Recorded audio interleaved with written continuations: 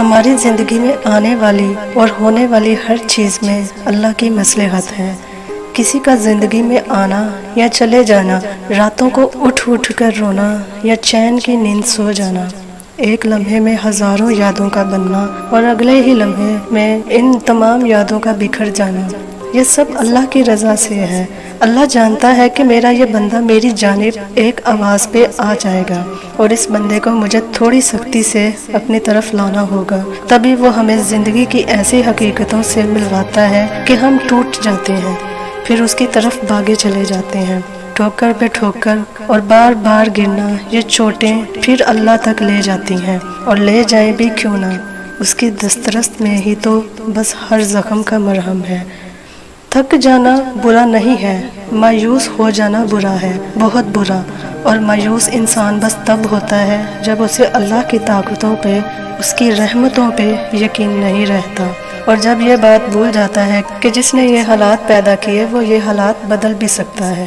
دیکھو، ہر چیز انسان کے بس میں نہیں ہوتی، بلکہ کوئی بھی چیز انسان کے بس میں نہیں ہوتی جب تک اللہ نہ چاہے۔ پھر اس سے مایوس کیوں ہونا جس کے حکم کے بغیر ایک پتا بھی نہیں ہل سکتا، جس کے ایک حکم پہ کائنات بنا دی گئی اور ایک ہی حکم پہ ختم کر دی جائے گی۔ مایوس تو وہ ہوتے ہیں جن کے پاس اللہ نہیں ہوتا۔ ہمارے پاس تو اللہ ہے، یعنی بادشاہوں کا بادشاہ، یعنی تمہارا آخری اور واحد مددگار۔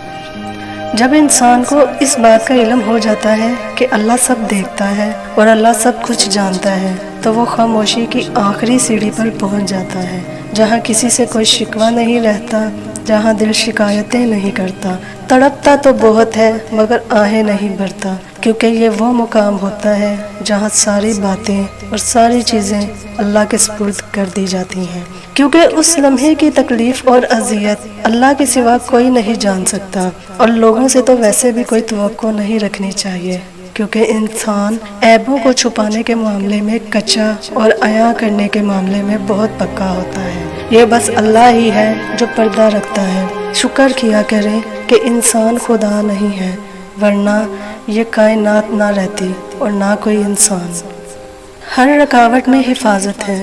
کچھ دروازے یا کچھ راہیں جب اللہ بند کر دیتا ہے تو ہمیں لگتا ہے جیسے وہ ہمیں سزا دے رہا ہے، ہماری دعا نہیں سن رہا، جو ہمیں چاہیے وہ نہیں سمجھ رہا، جبکہ کچھ راستے ہماری ہی بہتری کے لیے بند کیے جاتے ہیں، کیونکہ آگے جا کر ان سے ہمیں زیادہ تکلیف ملتی ہے۔ یہ سزا نہیں ہے، بلکہ یہ تو اللہ کی محبت ہے، حفاظت ہے، کیونکہ وہ ہمیں مسلسل تکلیف میں نہیں دیکھ سکتا۔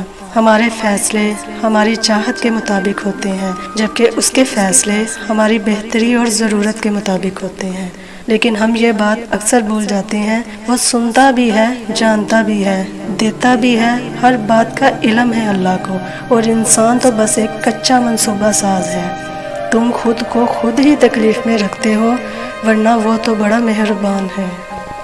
ہم اللہ کی طاقتوں کو پتہ نہیں کیوں اتنا انڈر اسٹیمیٹ کرتے ہیں، نہ جانے کیوں ہم نصیب سے اور دعا کے قبول نہ ہونے سے اتنا خوف کھاتے ہیں، حالانکہ نبی پاک نے فرمایا تھا کہ دعا اس یقین سے مانگو کہ یہ قبول ہوگی، اور جب اللہ پہ یقین رکھتے ہیں تو دعا کی قبولیت میں شک نہیں کرتے۔ اور قرآن میں تو میرے رب کی رحمت کچھ یوں بیان ہوتی ہے کہ وہ جس طرح چاہے اور جو چاہے کر سکتا ہے، اس کی قدرت میں حد بندی نہیں ہو سکتی۔ اس نے تو ایک کام کا ارادہ کیا اور بس وہ کام ہو گیا، نہ وہ مادہ کا محتاج ہے نہ اسباب کا پابند۔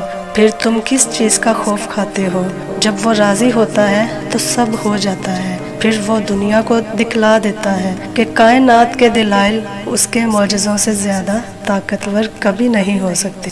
جب اپنا غم کسی سے بیان نہ کر سکو، جب اپنی کیفیت کو خود ہی نہ سمجھ سکو، جب کوشش کر کر کے تھک جاؤ، ذہن کام کرنا چھوڑ دے، آنسوؤں میں کمی نہ آئے، تمام دن ایک سے گزرنے لگے، تو خود کو تھکانا چھوڑ دو، سوچو کے گرداب کو جھٹک دو، اپنا آپ حالات کے حوالے کر دو، اس ایک ذات کے بھروسے۔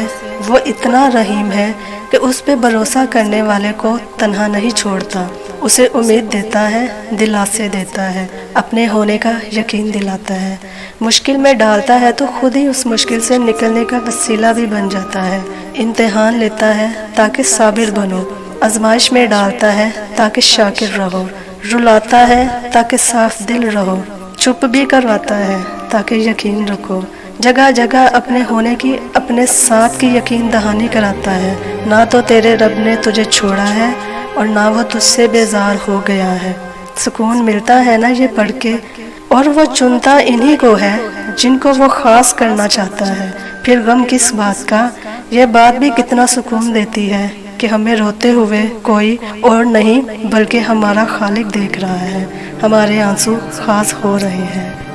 तुम्हारे सब्र के बदले तुम पे सलाम हो, कहेंगे सलाम हो तुम पर इस सब्र के बदले जो तुमने किया, तो कितना अच्छा अंजाम है आखिरत के घर का। अल्लाह तुम्हारे हाथ से तब तक गुलाब का फूल नहीं लेता जब तक वो तुम्हारे दूसरे हाथ में गुलाब से सजा गुलदस्ता नहीं थमा देता। तो सब्र करो हर चीज़ के लिए जो अल्लाह ने तुमसे ली है, और इंतज़ार करो हर उस चीज़ के लिए जो वो तुम्हें अब देना चाहता है, क्योंकि जो अल्लाह जानता है वो तुम नहीं जानते, और जो तुम जानते हो वो बहुत महदूद सा है, लेकिन पर्दे के उस पार की हकीकत तो सिर्फ अल्लाह जानता है। तहज्जुद के वक्त अल्लाह इंसान के बहुत करीब होता है, इतना करीब कि इंसान अपनी हर दुआ पूरी करवा सकता है तहज्जुद के सजदे में। अल्लाह कहता है, कह दो मेरे उन बंदों से जिन्हें हालात नामुमकिन लग रहे हैं, मैं हर चीज़ पे कुदरत रखने वाला हूँ। कितनी उम्मीद है ना इस आयत में। हम देख रहे हैं तुम्हारा बार बार आसमान की तरफ मुँह करना। बेशक एक वक्त आएगा तुम्हारी सब नामुमकिन दुआओं पर वो कुन कह देगा, और फिर उस वक्त तुम्हें बहुत लाड आएगा अपने अल्लाह पर। बेशक और इंशाअल्लाह दुआ है कि अल्लाह पाक आप सबको अपने हिफ्ज़ व अमान में रखे, खैर वाफ़ियत से रखे, और आप सबकी तमाम नेक दिली हाजात को पूरा फरमाए। दुआओं में याद रखिएगा। अल्लाह निगहबान।